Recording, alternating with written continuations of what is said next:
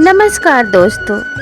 आज की यह कहानी एक सत्य घटना पर आधारित है और आपके जीवन में बहुत काम आने वाली है। जीवन में हर एक इंसान चाहता है कि उसके जीवन में किसी चीज़ की कमी ना हो, उसका घर धन और वैभव से भरा रहे, हर तरह की सुख सुविधा उसके घर में मौजूद हो। लेकिन जाने अनजाने हर एक मनुष्य से ऐसी गलती हो जाती है जिसके कारण उसके जीवन में ऐसी ऐसी घटनाएं घटित हो जाती हैं जिसके कारण उसका पूरा जीवन अस्त व्यस्त हो जाता है। परिवार में किसी एक सदस्य की गलती का खमियाजा पूरे परिवार को भुगतना पड़ता है। तो चलिए इस बात को एक छोटी सी कहानी के माध्यम से समझने का प्रयास करते हैं। किसी गांव में दीनानाथ नाम का एक व्यक्ति रहा करता था। दीनानाथ के 4 बेटे थे। 4 बेटों में उसने अपने 3 बेटों के विवाह कर दिए थे। दीनानाथ के परिवार में दीनानाथ की 3 बहुएं, 4 बेटे और उसकी पत्नी और स्वयं दीनानाथ रहा करते थे। धीरे धीरे समय बीतता गया और कामकाज के बोझ के कारण दीनानाथ दिन प्रतिदिन बूढ़ा और कमज़ोर होता चला गया, क्योंकि उसकी माली हालत ठीक नहीं थी और अपने परिवार की ज़रूरतों को पूरा करने के लिए उसे दिन रात मेहनत करना पड़ता था और कमाना पड़ता था। किसी तरीके से उसके परिवार का गुजारा चल रहा था। अपने इस जिंदगी को जीते जीते दीनानाथ के जीवन में वह समय भी आ गया जब उसे छोटे बेटे का विवाह बड़े ही साधारण तरीके से करना पड़ा। दीनानाथ ने अपने छोटे बेटे का विवाह बड़े ही साधारण तरीके से एक गरीब परिवार की लड़की के साथ कर दिया। लेकिन दीनानाथ की सबसे छोटी बहू बड़ी ही असाधारण निकली। वह बहुत ही सुंदर एवं सुशील और उत्तम गुणों वाली थी। उसके घर में कदम रखते ही दीनानाथ के घर से गरीबी का नाश हो गया। दीनानाथ की बहू बहुत ही संस्कारी और सुलक्षणा थी। अब दीनानाथ की दिन दूनी और रात चौगुनी तरक्की होने लगी। उसके सभी बेटे को रोजगार मिल गया और सभी मिलकर एक साथ कमाने लगे। घर में सब एकमत होकर रहने लगे। सब अपने माता पिता का सम्मान करते और इस तरीके से अब दीनानाथ के घर में किसी चीज़ की कोई कमी नहीं थी। चारों बेटे जो भी कमा कर लाते अपने पिता के हाथ में रख देते और दीनानाथ स्वयं भी खेती बाड़ी का काम करता, जिससे उसका घर का घर खर्च बड़े ही आसानी से निकल जाता। अब दीनानाथ इस तरीके से बहुत ही तेजी से तरक्की करने लगा। देखते ही देखते वह गांव का सबसे अमीर व्यक्ति बन गया। उसके इस वैभव और तरक्की को देखकर दीनानाथ के पड़ोसी जलने लगे और मन ही मन विचार करने लगे कि आखिर क्या बात है जिस वजह से दीनानाथ इतनी तेजी से तरक्की कर रहा है। अगर ऐसा ही चलता रहा तो यह एक दिन इतना धनवान बन जाएगा कि हमें इसके घर में नौकर बनने की नौबत आ जाएगी। इसलिए इसके तरक्की के कारण को जानना होगा और उसे रोकना भी होगा, ताकि दीनानाथ पहले की तरह गरीब और दुखहाली में आ जाए। मन में यही विचार करते हुए दीनानाथ के पड़ोसी उसके कुल पुरोहित के पास पहुँचे और कुल पुरोहित के पास जाकर कहने लगे कि पता नहीं क्या बात है कि दीनानाथ इतनी तेजी से तरक्की कर रहा है। ना तो उसके घर में कभी लड़ाई झगड़े होते हैं और ना ही उसके घर में कोई बीमार पड़ता है, ना ही कभी उसे पूजा पाठ कराने की ज़रूरत पड़ती है। अगर उसके घर में कोई बीमार पड़ता या फिर कलह और अशांति होती तो उसे शांति पाठ करवाना ही पड़ता। तब वह आपको ज़रूर बुलाता और आपको दान दक्षिणा देता। लेकिन पता नहीं उसके घर में ऐसा क्या है जिसकी वजह से उसके परिवार पे कभी कोई मुसीबत नहीं आती, तभी तो आपको दान दक्षिणा नहीं मिल पा रहा है। दीनानाथ के पड़ोसियों की बात उस कुल पुरोहित को भी अच्छी लग गई। वह मन में विचार करने लगा कि दीनानाथ तो मुझे कभी पूजा पाठ करने के लिए अपने घर नहीं बुलाता है। अगर उसके घर में कलह कलेश का वातावरण होगा, रोग और दुख का वास होगा, तभी वह हम लोगों के लिए ग्रह शांति की पूजा के लिए बुलाएगा। ऐसा मन में विचार करके वह कुल पुरोहित एक ज्योतिषी के पास पहुंचा और ज्योतिषी के पास जाकर कहने लगा कि हे ज्योतिष महाराज, आप मुझे यह जांच के बताइए कि दीनानाथ के घर में ऐसा क्या है जिसके वजह से उसके घर में कभी अशांति नहीं होती, कभी रोग दुख का वातावरण नहीं होता, ना कोई कभी बीमार पड़ता है और ना ही उसके घर में कभी झगड़े होते हैं। कुल पुरोहित की बात सुनकर ज्योतिष ने जांचना शुरू किया और जैसे ही उसने आंखें बंद की और दीनानाथ के घर का आकलन करने की कोशिश की, तभी उसे पता लगा कि दीनानाथ की छोटी बहू साक्षात लक्ष्मी के समान है। उसके कदम इतने शुभ हैं कि उसके आते ही उसके घर में लक्ष्मी की बढ़ोतरी हो गई। माता लक्ष्मी ने उस घर परिवार पे अपना आशीर्वाद का चादर फैला दिया, जिस चादर की छांव में उसका घर सुख और शांति पूर्वक जीवन व्यतीत कर रहा है। इतना कहते हुए कुल पुरोहित से ज्योतिषी ने कहा कि आखिर तुम दीनानाथ के घर में अशांति क्यों फैलाना चाहते हो? मनुष्य का स्वभाव आजकल ऐसा हो गया है कि कोई किसी को आगे बढ़ते नहीं देख सकता। लोग एक दूसरे की टांग खींचने में लगे रहते हैं। एक समय मैं नदी के किनारे स्नान करने गया था, तभी मैंने देखा कि एक मछुआरा एक टोकरी में बहुत सारे केकरे पकड़ के रखता जा रहा था। केकरों को रखने के बाद वे जैसे ही दोबारा केकरे पकड़ने नदी में जाता था, तब केकरे उस टोकरी से बाहर निकलने लगते।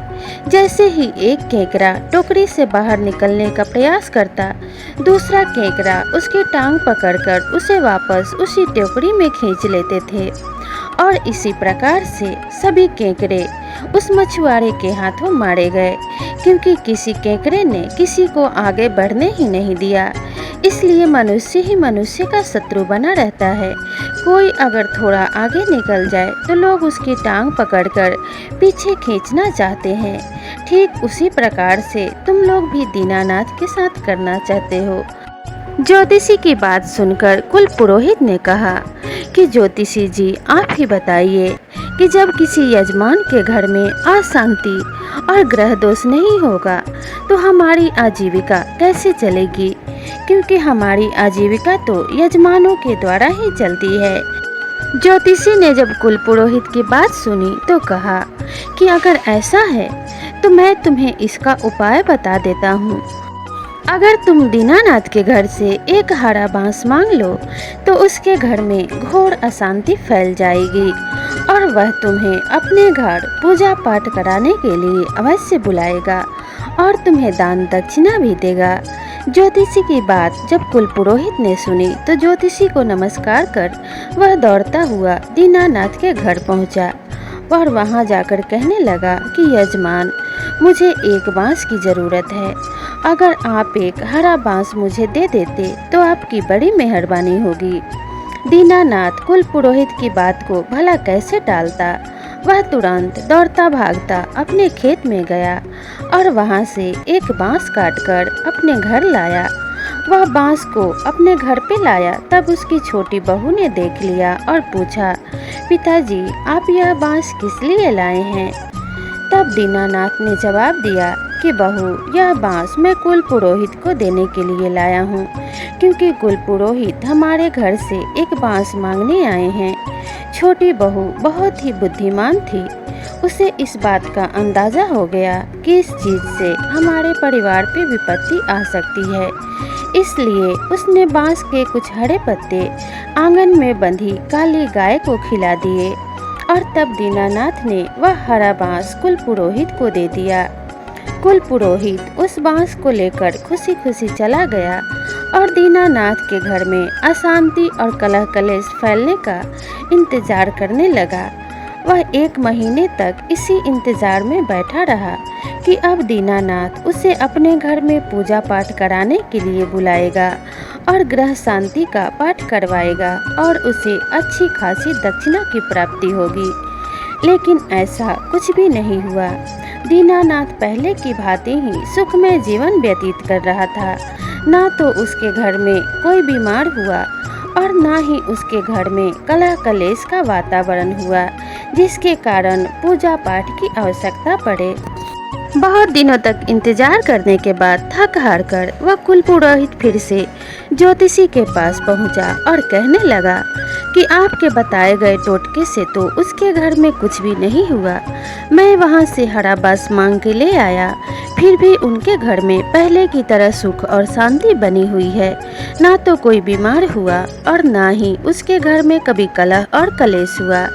तब ज्योतिषी ने कहा कि मैंने तो तुम्हें पहले ही बताया था कि उसकी बहू साक्षात लक्ष्मी के समान है, इसलिए उसने इस तंत्र को काट दिया था, क्योंकि वे समझ गई थी। इसलिए उसने बांस के कुछ हरे पत्ते अपने आंगन में बंधी काली गाय को खिला दिया था, इसलिए इसका कोई असर नहीं हुआ। अगर तुम किसी भी प्रकार से दीनानाथ के घर से उस काली गाय को मांगकर ले आते हो तो उसके घर में घोर अशांति फैल जाएगी, रोग और दुख का आलम होगा और इस प्रकार से उसे ग्रह शांति पूजा करानी ही होगी। ज्योतिषी की बात सुनकर कुल पुरोहित दौड़ा दौड़ा फिर से दीनानाथ के पास पहुंचा और दीनानाथ से कहने लगा कि यजमान, मेरे घर मेरे बहू ने एक बेटे को जन्म दिया है और हमारे घर में इतने पैसे नहीं हैं जिससे कि हम गाय खरीद सकें और उससे दूध पिला सकें। अगर आप अपनी इस काली गाय को थोड़े दिन के लिए हमें दे दे तो आपकी बड़ी मेहरबानी होगी। कुल पुरोहित की बात सुनकर दीनानाथ ने अपने मन में विचार किया कि कुल पुरोहित को खाली हाथ लौटाना ठीक नहीं होगा और ऐसा मन में विचार करके वह अपनी छोटी बहू के पास पहुंचा और छोटी बहू से कहने लगा कि बहू, कुल पुरोहित हमसे गाय मांगने के लिए आए हैं। इनकी बहू ने एक बेटे को जन्म दिया है और उसके लिए इन्हें दूध की आवश्यकता है। छोटी बहू ने जब दीनानाथ की बातें सुनी तो कहने लगी कि पिताजी, अगर ऐसी बात है तो आप पुरोहित जी को गाय दे दीजिए, पर इससे पहले मुझे एक उपाय कर लेने दीजिए। इतना कहकर वह अपनी एक चादर लेकर गाय के पास गई और गाय के आंसुओं से चादर के कुछ धागे उसने भिगा लिए और अपने पास रख लिए। फिर वह दीनानाथ से बोली कि पिताजी, अब आप इस गाय को कुल पुरोहित जी को दे दीजिए। कुल पुरोहित को गाय मिल गया और वह खुशी खुशी अपने घर पहुंचा और फिर से इंतजार करने लगा कि अब तो इस दीनानाथ के घर में रोग, दुख और अशांति जरूर फैल जाएगी, जिसको शांत करने के लिए उसे अपने घर में पूजा पाठ कराना ही होगा और पूजा पाठ के लिए दीनानाथ मुझे जरूर आमंत्रित करेगा। कुल पुरोहित इसी बात के इंतजार में फिर से काफी दिनों तक सोचता रहता है, लेकिन दीनानाथ पहले की भांति ही सुखमय जीवन व्यतीत करते रहता है और उसके घर में ना तो कभी कलह होती है और ना ही कोई बीमार पड़ता है। इस प्रकार से इंतजार करते हुए वह कुल पुरोहित फिर से ज्योतिषी के पास पहुंचता है और कहता है कि ज्योतिषी जी, आप कैसा उपाय बताते हैं? इससे तो कुछ होता ही नहीं है। जब आपने गाय मांगने के लिए कहा तो मैं गाय मांग के ले आया, लेकिन इस बार भी दीनानाथ पहले की तरह सुखी और संपन्न है, उसके घर में कुछ भी नहीं हुआ। तब ज्योतिषी ने ध्यान धरकर देखा और कुल पुरोहित से कहा कि मैंने तुम्हें जो तरीका बताया था वो बिल्कुल सही था, लेकिन जब तुम गाय मांगने गए तो दीनानाथ की छोटी बहू ने गाय के आंसुओं में भिगाकर वह चादर के धागे रख लिए, जिसके कारण खुशहाली उसी के पास रह गई और इस टोटके का भी दीनानाथ के घर परिवार पे कोई असर नहीं हुआ। इसलिए अगर उसके घर में रोग व दुख का वातावरण चाहते हो तो तुम्हें किसी भी प्रकार से दीनानाथ के घर से उस चादर को मांग के लाना होगा। ज्योतिषी की बात सुनकर कुल पुरोहित फिर से बातें बनाता हुआ दीनानाथ के घर पहुंच गया और जाकर कहने लगा, यजमान, मेरी बेटी किसी दूसरे गांव में कीर्तन सुनने जा रही है, इसलिए मेरे पास इतने पैसे नहीं हैं जिससे मैं उसको नई चादर दिलवा सकूं। अगर आप अपने छोटी बहू की चादर मुझे दे दें तो आपकी बड़ी मेहरबानी होगी। दीनानाथ ने जब कुल पुरोहित की बात सुनी तो कहने लगा कि इसमें कौन सी बड़ी बात है, मैं अभी अपनी छोटी बहू से वह चादर मांग कर लाता हूँ। और वह चादर मांगने अपनी छोटी बहू के पास पहुँचा। दीनानाथ की बातें सुनकर छोटी बहू समझ गई और चादर देने से पहले उसने चादर के वही धागे काट के निगल लिए जिसे उसने गाय के आंसुओं से भिगाया था, और उसने वह चादर दीनानाथ को दे दिया और दीनानाथ ने वह चादर कुल पुरोहित को दे दिया।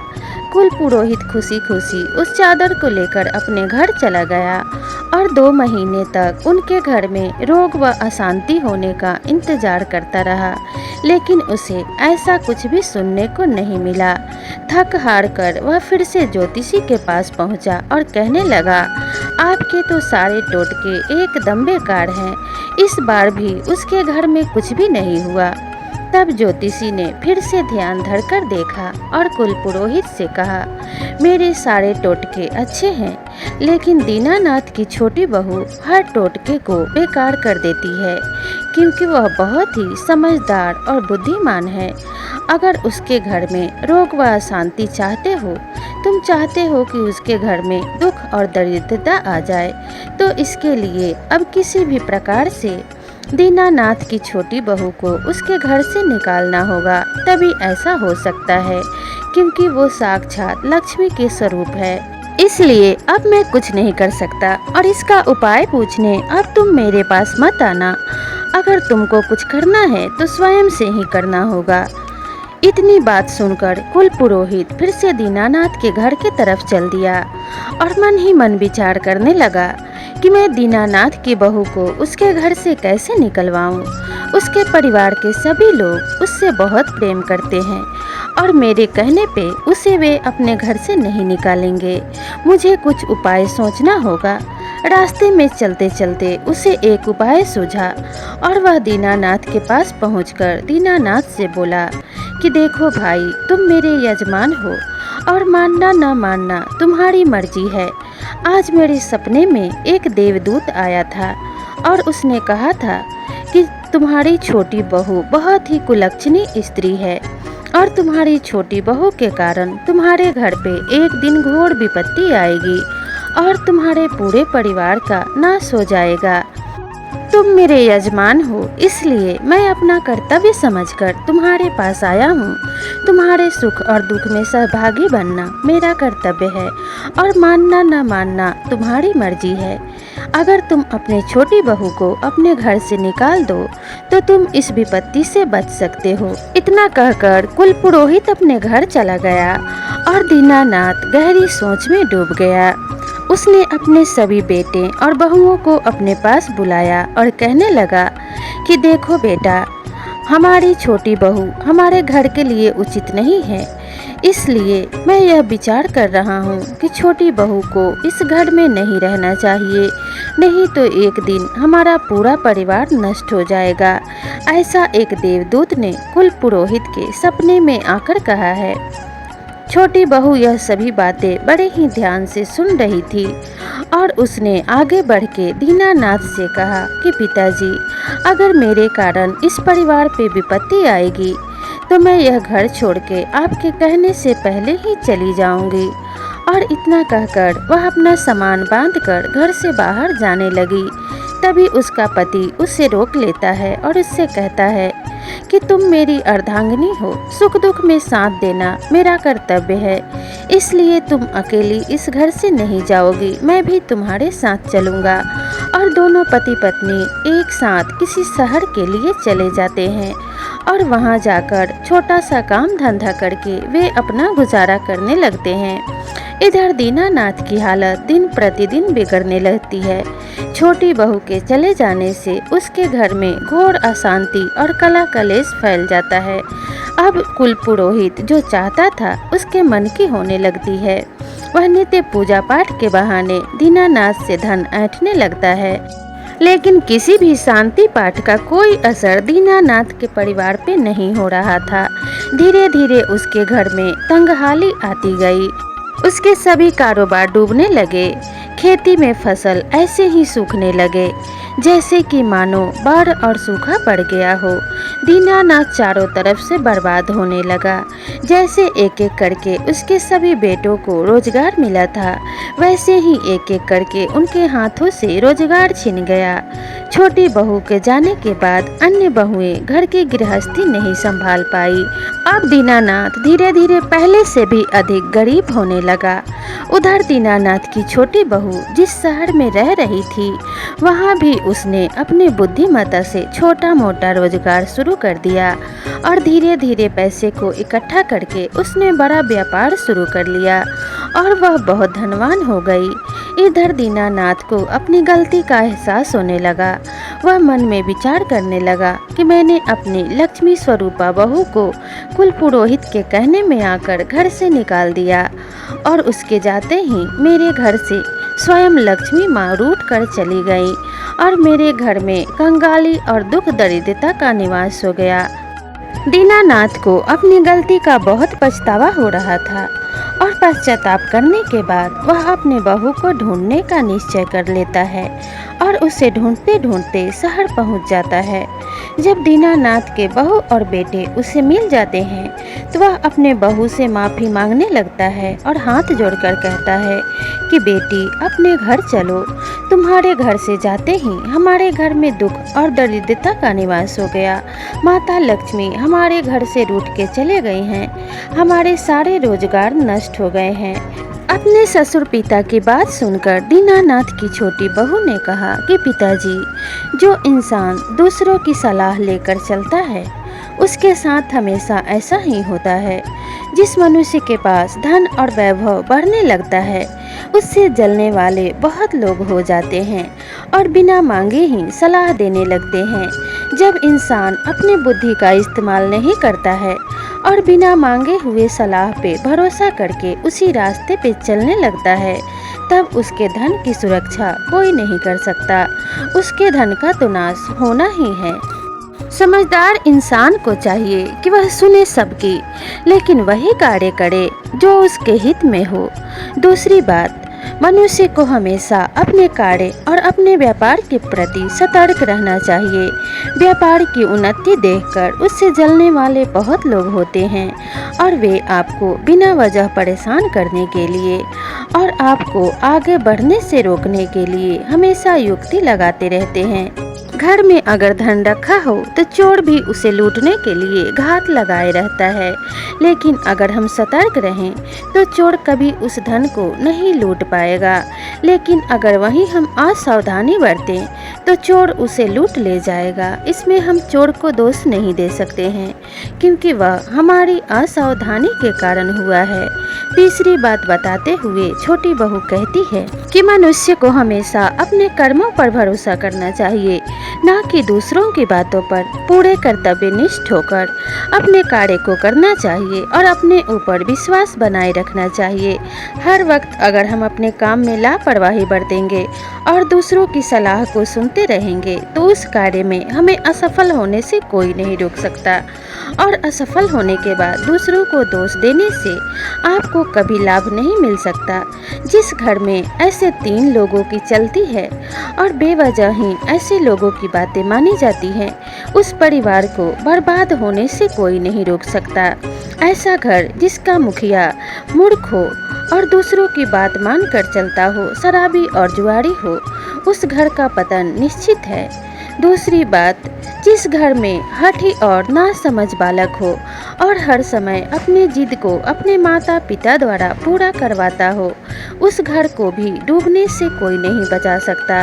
लेकिन क्योंकि हठी बालक अपने माता पिता से ऐसे कार्य भी करवाता है जिस कार्य के कारण उस घर को भारी नुकसान उठाना पड़ता है। तीसरा, जिस घर में हठी और चंचला स्त्री हो जो अपने स्वभाव के कारण हमेशा किसी न किसी कार्य के लिए हठ करती हो और उस हठ को पूरा करने में उस परिवार को नुकसान उठाना पड़ता हो, तो ऐसी स्त्री भी उस परिवार को बर्बाद कर देती है। तो ऐसी चीज़ों से सावधान रहने वाला व्यक्ति कभी पतन की ओर नहीं जाता, वे हमेशा उन्नति की तरफ आगे बढ़ते रहता है। यह सब बातें बताने के बाद दीनानाथ की बहू दीनानाथ के साथ अपने घर लौट आती है और उसके घर में फिर से सुख शांति और खुशहाली का वास होता है और वे पूरे परिवार के साथ फिर से सुखमय जीवन व्यतीत करने लगते हैं। तो इस प्रकार से अपने घर की स्त्रियों का सम्मान करें और दूसरों की बातों में आकर ऐसे गलत कदम ना उठाएं जिसका खामियाजा आपके पूरे परिवार को भुगतना पड़े। अपनी सूझबूझ से अपने परिवार के प्रति सही निर्णय लें और सही दिशा में कदम उठाएं। तो प्रिय दर्शकों, आपको यह छोटी सी कहानी कैसी लगी हमें कमेंट करके ज़रूर बताइएगा। और अगर यह कहानी अच्छी लगी हो तो अपने परिवार और मित्रों के साथ इसे ज़रूर शेयर कीजिएगा। और इसी तरह की नई नई कहानियों के लिए मेरे चैनल से जुड़े रहिएगा और इसे ज़रूर सब्सक्राइब कीजिएगा। मिलते हैं इसी तरह की नई कहानी के साथ, तब तक के लिए नमस्कार।